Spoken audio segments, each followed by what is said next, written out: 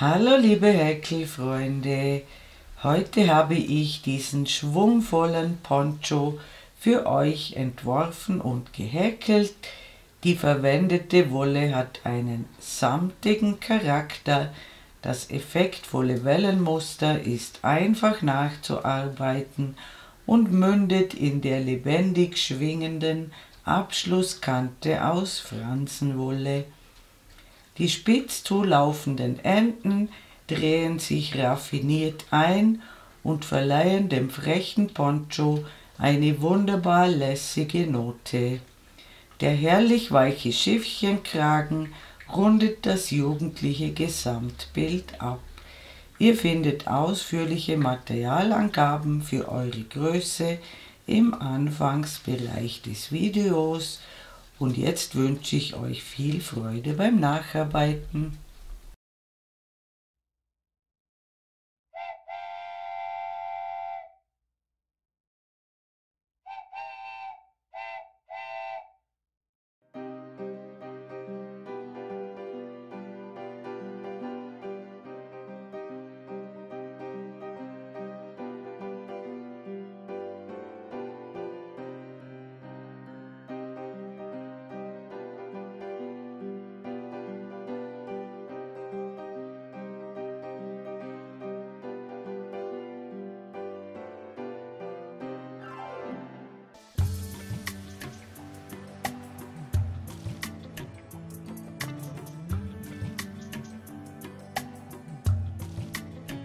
Für diesen Poncho nehme ich die Wollbutt Ebba von Butinette.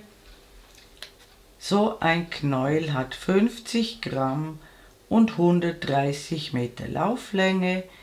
Er besteht zu 55% aus Polyacryl und zu 45% aus Baumwolle. Angegeben ist eine Nadelstärke 3,5 bis 4.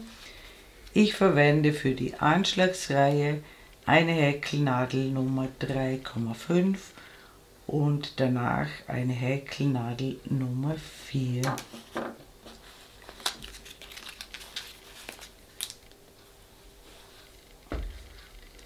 Ich beginne mit einer Anfangsschlinge. Ich häkle 2 Luftmaschen. Ich drehe die erste um, sodass 2 Fäden oben sind und einer unten. Ich hole den Faden durch, ich masche eine Schlaufe ab und dann die restlichen 2. Ich steche in den Querfaden ein, das ist nur ein Faden. Ich hole den Faden durch, masche eine Schlaufe ab und dann die restlichen 2. In den Querfaden einstechen, den Faden durchholen, eine Schlaufe abmaschen und dann die restlichen 2. In den Querfaden einstechen, den Faden durchholen. Wir häkeln sozusagen zuerst die Luftmasche und dann die feste Masche. Wir haben jetzt 4 Maschen gemacht. Wir häkeln später hier, wo die schönen Maschen sind, und ich mache eine Kette, die ca. 60 cm lang ist, und ich schreibe euch verwendbare Maschenzahlen oben hin. Wählt die Zahl aus, die den 60 cm am nächsten kommt. Und wenn ihr das gemacht habt, sehen wir uns wieder. Willkommen zurück. Meine Kette ist ca. 62 cm lang. Ich habe 102 feste Maschen angeschlagen. Es kommt hier nicht auf 1 bis 2 cm mehr oder weniger an. Wichtig ist, wenn ihr die Kette zur Runde schließt, dass sie locker über euren Kopf passt. Wenn das nicht der Fall ist, nehmt ihr die nächsthöhere angegebene Maschenzahl. Ich achte jetzt darauf, dass die Kette nicht verdreht ist. Die schönen Maschen sind unten und ich gebe sie oben so zusammen. Dann haben wir die schönen Maschen oben und ich schließe in den Kopf der ersten festen Masche mit einer Kettmasche zur Runde und steige jetzt auf eine Häkelnadel Nummer 4 um. Und wir machen jetzt Folgendes: Ich häkle 3 Luftmaschen, die zählen als erstes Stäbchen, und in dieselbe Masche, wo diese 3 Luftmaschen herauskommen, häkle ich 2 weitere Stäbchen.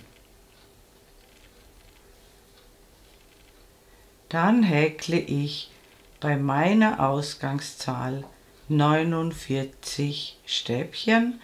Die anderen Zahlen schreibe ich euch oben hin. Und wenn ihr eure Anzahl Stäbchen gehäkelt habt, sehen wir uns wieder. Willkommen zurück. Ich habe meine 49 Stäbchen gehäkelt. Ihr habt eure Anzahl und jetzt bilden wir eine Ecke. Wir haben am Anfang der Reihe eine halbe Ecke gemacht.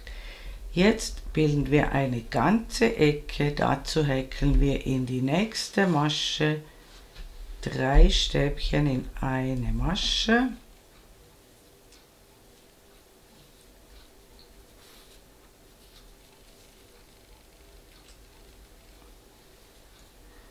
Zwei Luftmaschen und in die nächste Masche wieder 3 Stäbchen in eine Masche.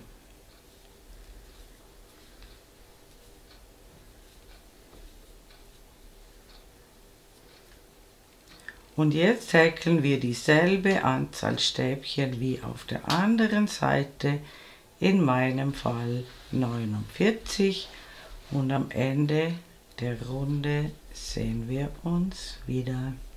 Willkommen zurück. Ich habe dieselbe Anzahl Stäbchen gehäkelt wie auf der anderen Seite, bei mir 49, ihr habt eure Anzahl. Am Schluss bleibt eine feste Masche übrig. Da häkeln wir die zweite Hälfte der Ecke hinein. Die besteht aus 3 Stäbchen in eine Masche und wir schließen die Runde immer mit einem halben Stäbchen in die dritte Luftmasche des Ersatzstäbchens. So erhalten wir auch hier eine schöne Ecke. Wichtig ist, es muss die dritte Luftmasche sein. Stellt das immer sicher. Das Ganze sieht jetzt so aus. Wir haben hier eine Ecke und hier eine Ecke. Auf beiden Seiten haben wir gleich viele Stäbchen, und zwar haben wir auf beiden Seiten eine Maschenzahl, die durch 6 teilbar ist, plus eine zusätzliche Masche. Als Beispiel, ich habe 49 Stäbchen, 48 ist durch 6 teilbar, plus eine zusätzliche Masche für das Muster, und für die Ecken haben wir 4 Maschen zusätzlich verbraucht. Und jetzt häkeln wir im Muschelmuster weiter. Wir starten immer mit 3 Luftmaschen und häkeln in dieselbe Lücke, wo diese 3 Luftmaschen herauskommen, 2 weitere Stäbchen. Das ist wieder eine halbe Ecke. Auf das erste Stäbchen, in diesem Fall auf das Ersatzstäbchen, das auf keinen Fall auslassen, folgen 3 Stäbchen in eine Masche.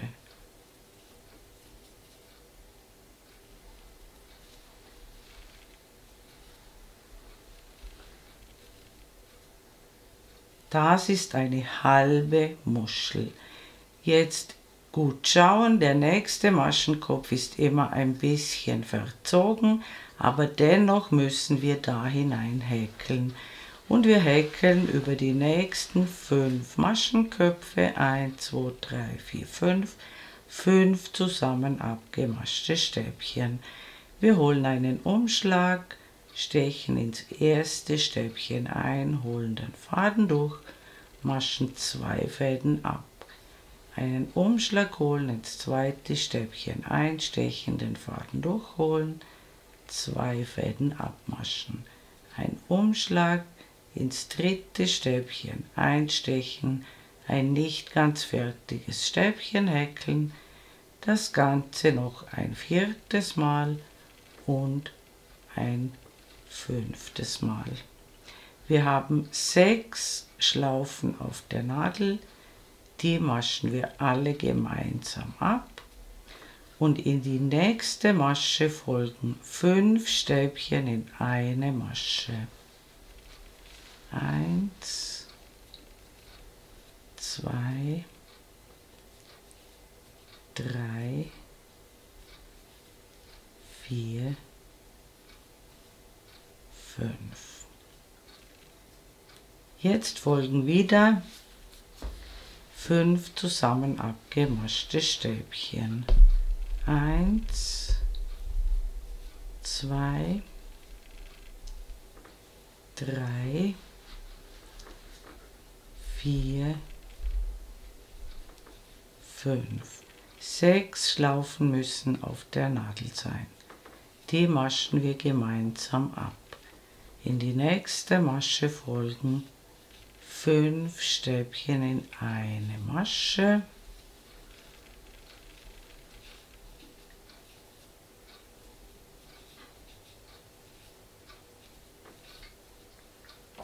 Und das wechselt sich die ganze Zeit ab. Jetzt folgen wieder 5 zusammen abgemaschte Stäbchen und immer in die 6. Masche 5 Stäbchen in eine Masche. Und das machen wir, bis wir zur Ecke kommen und dort sehen wir uns wieder. Willkommen zurück, ich bin bei der Ecke angekommen und es muss genauso aussehen wie bei mir. Zuletzt habe ich 5 zusammen abgemaschte Stäbchen gehäkelt.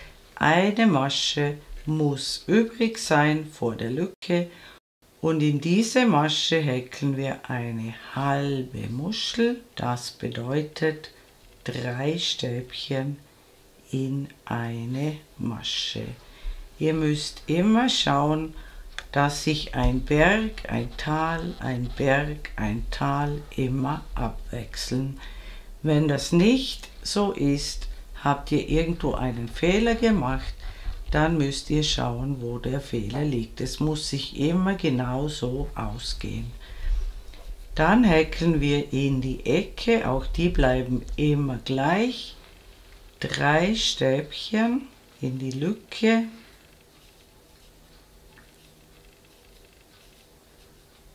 Zwei Luftmaschen und noch einmal 3 Stäbchen in die Lücke.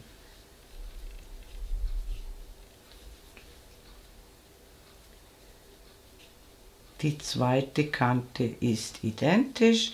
Sie beginnt immer mit 3 Stäbchen in die erste Masche nach der Lücke. Das ist eine halbe Muschel. Dann folgen wieder 5 zusammen abgemaschte Stäbchen.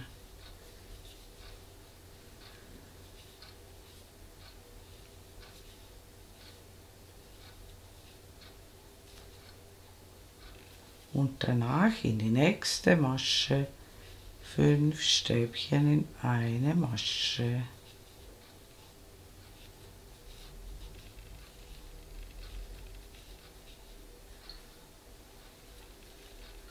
Und das machen wir wieder abwechselnd, immer 5 zusammen abgemaschte Stäbchen und 5 Stäbchen in eine Masche, bis wir wieder zur Ecke kommen und dort sehen wir uns wieder.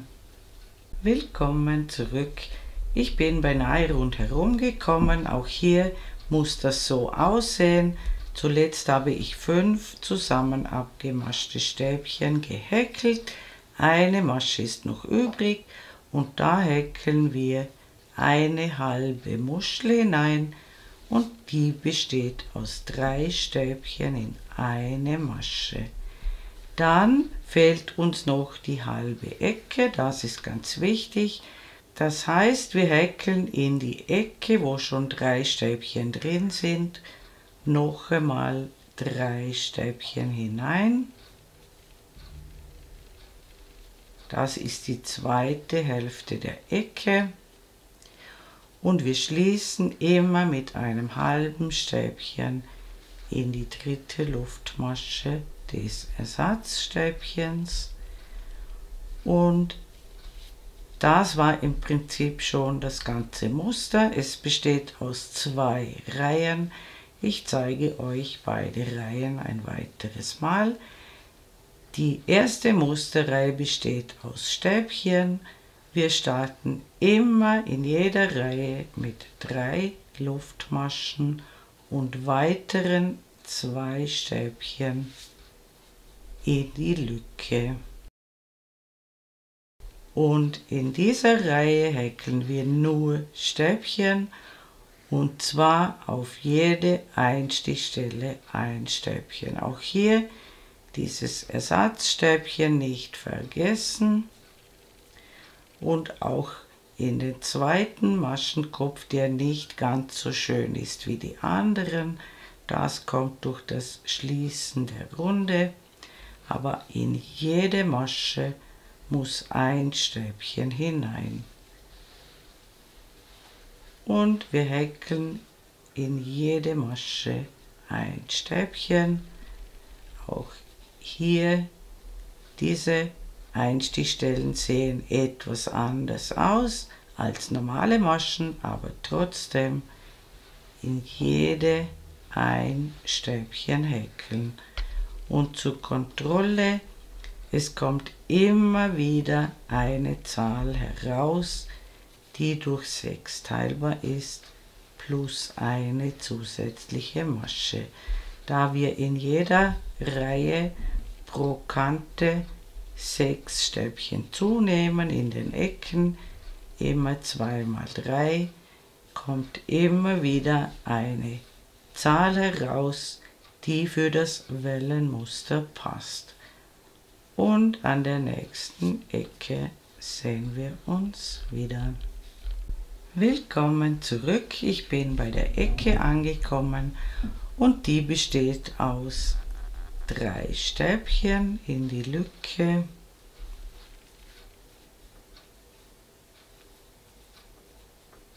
zwei Luftmaschen und noch einmal 3 Stäbchen in die Lücke.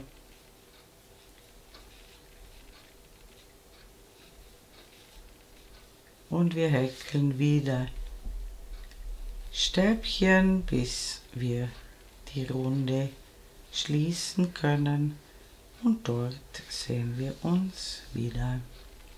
Willkommen zurück. Die Runde endet immer mit 3 Stäbchen in diese Lücke, wo schon eine halbe Ecke drin ist. Wir dürfen auf keinen Fall die zweite Hälfte der Ecke vergessen. Und dann schließen wir immer mit einem halben Stäbchen in die dritte Luftmasche. Und ich zeige euch auch die Muschelreihe ein weiteres Mal. Auch die beginnt mit 3 Luftmaschen, 2 Stäbchen in die Lücke, dann auf dieses Ersatzstäbchen 3 Stäbchen in eine Masche, also eine halbe Muschel, dann 5 zusammen abgemaschte Stäbchen und hier gut schauen, dass ihr dieses Stäbchen nicht vergesst, da es einen nicht so schönen Maschenkopf hat. Auch dieses muss bearbeitet werden. 5 zusammen abgemaschte Stäbchen.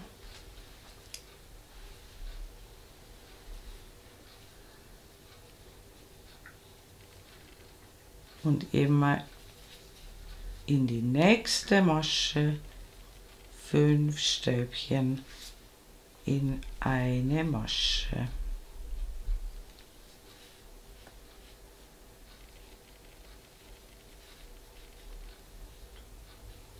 Und achtet darauf, dass sich immer eine Erhöhung und eine Vertiefung abwechseln.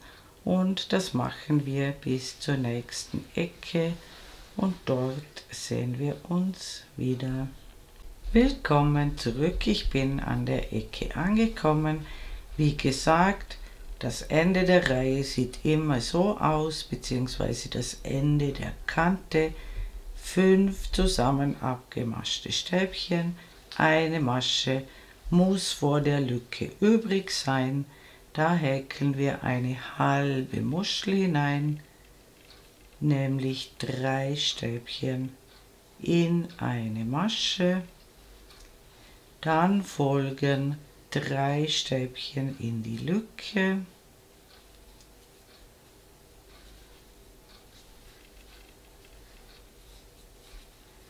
Zwei Luftmaschen, noch einmal 3 Stäbchen in die Lücke.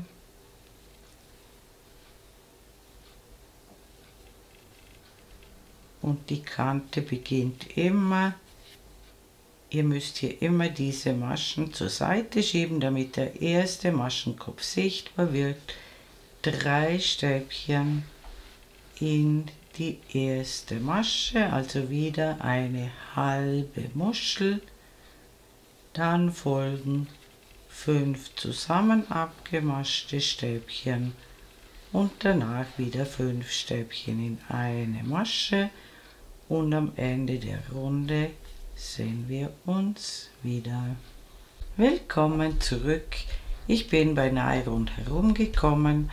Das Ende der Kante ist immer gleich.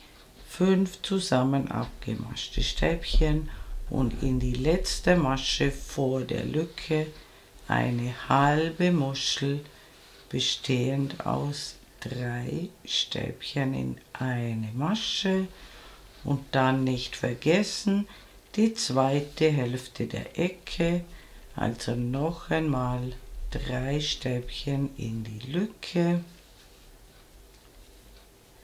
Und wir schließen mit einem halben Stäbchen in die dritte Luftmasche.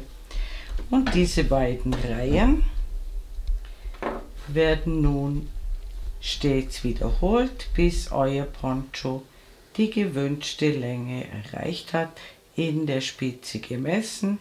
Ich schreibe euch Richtwerte oben hin. Und wenn ihr euer Maß erreicht habt, sehen wir uns wieder. Willkommen zurück. Mein Poncho sieht mittlerweile so aus. Ich habe vom Halsausschnitt in der Spitze hinunter gemessen, ca. 55 cm. Und jetzt häkle ich eine Luftmasche, schneide den Faden ab, ziehe ihn heraus und ziehe ihn fest.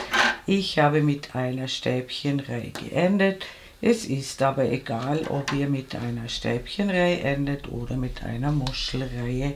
Jetzt folgen nur noch Stäbchen und zwar mit dieser Wolle. Das ist die Volbut Trio, ebenfalls von Butinette. Ein Knäuel hat 100 Gramm und 150 Meter Lauflänge. Und ich verwende weiterhin dieselbe Häkelnadel Nummer 4. Ich steche in die Lücke ein, hole den Faden durch, verknote den Faden. Und jetzt folgen, wie gesagt, lauter Stäbchenreihen. Ich werde 3 Reihen machen. Der einzige Unterschied besteht darin, Ich mache jetzt in die Ecken anstatt 3 Stäbchen 2 Luftmaschen, 3 Stäbchen, nur noch 2 Stäbchen, 2 Luftmaschen, 2 Stäbchen. Das bedeutet, ich hole den Faden durch, häkle 3 Luftmaschen, die zählen als erstes Stäbchen und häkle nur noch ein Stäbchen in die Lücke. Nicht so wie vorhin noch 2, sondern insgesamt nur 2 und am Ende ebenfalls 2. Dann häkle ich auf jedes Stäbchen der Vorreihe ein Stäbchen drauf bis zur nächsten Ecke und da zeige ich euch das noch einmal. Willkommen zurück, ich bin an der Ecke angekommen und wie gesagt, hier häkle ich 2 Stäbchen in die Lücke, 2 Luftmaschen und weitere 2 Stäbchen in die Lücke und dann wieder auf jedes vorhandene Stäbchen ein Stäbchen und am Ende der Runde sehen wir uns wieder. Willkommen zurück, ich bin rundherum gekommen. Ich häkle am Ende 2 Stäbchen in die Lücke und schließe wie immer. Ihr werdet es nicht sehen, aber es funktioniert genau gleich wie bei den vorigen Stäbchenreihen auch, mit einem halben Stäbchen in die dritte Luftmasche. Und ich häkle weitere 2 identische Reihen, so wie die wir gerade gemacht haben, und in den Ecken immer nur 2 Stäbchen, 2 Luftmaschen, 2 Stäbchen. Und wenn ihr das gemacht habt, sehen wir uns wieder. Willkommen zurück, ich habe meine 3 Reihen Stäbchen beendet und dadurch, dass wir in jeder Reihe immer in die Ecken 3 Stäbchen, 2 Luftmaschen und 3 Stäbchen gemacht haben, haben wir eine überschüssige Weite und dadurch fällt beim Tragen die Spitze ungefähr so. Auf beiden Seiten natürlich. Und jetzt drehen wir den Poncho um und beginnen mit dem Kragen.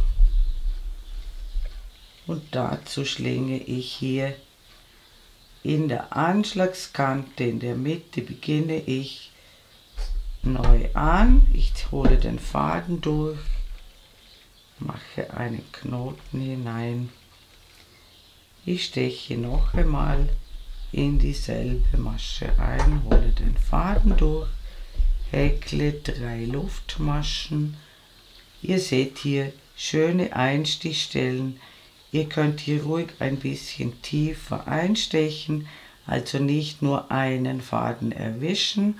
Und ich mache es so, ich häkle jetzt noch ein zweites Stäbchen daneben, also in die ersten beiden Maschen haben wir jetzt 2 Stäbchen gehäkelt und in jede dritte Masche häkle ich 2 Stäbchen in eine Masche.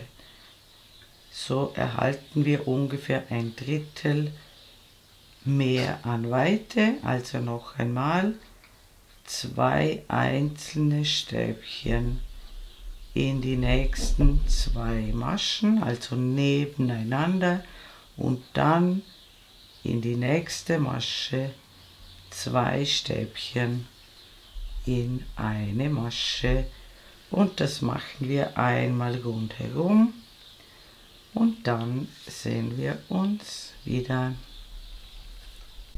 Willkommen zurück.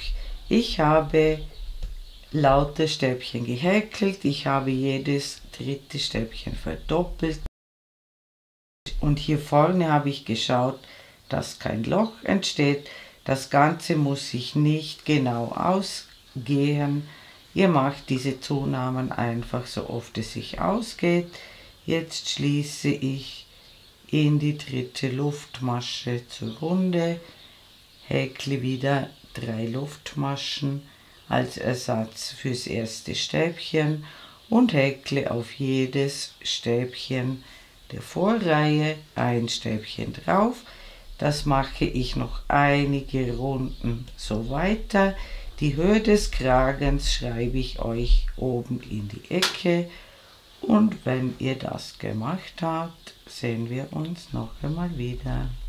Willkommen zurück. Ich habe den Kragen 6 Reihen hoch gehäkelt. Das sind ungefähr 9 bis 10 cm. Und damit er schön fällt, würde ich ihn hier am Rand ein bisschen auseinanderziehen. Und jetzt müsst ihr nur noch die Fäden vernähen und dann ist unser wunderschöner Poncho fertig. Liebe Häkelfreunde, ich bedanke mich herzlich fürs Zuschauen. Ich hoffe, ihr habt viel Freude beim Häkeln dieses raffinierten Ponchos und mein nächstes Video ist schon in Arbeit. Ich würde mich sehr freuen, wenn ihr meinen Kanal abonnieren würdet. Falls ihr mir ein besonderes Dankeschön zukommen lassen wollt, könnt ihr das mit dem Super Thanks Button unter diesem Video tun. Eure Karin aus dem Ländle.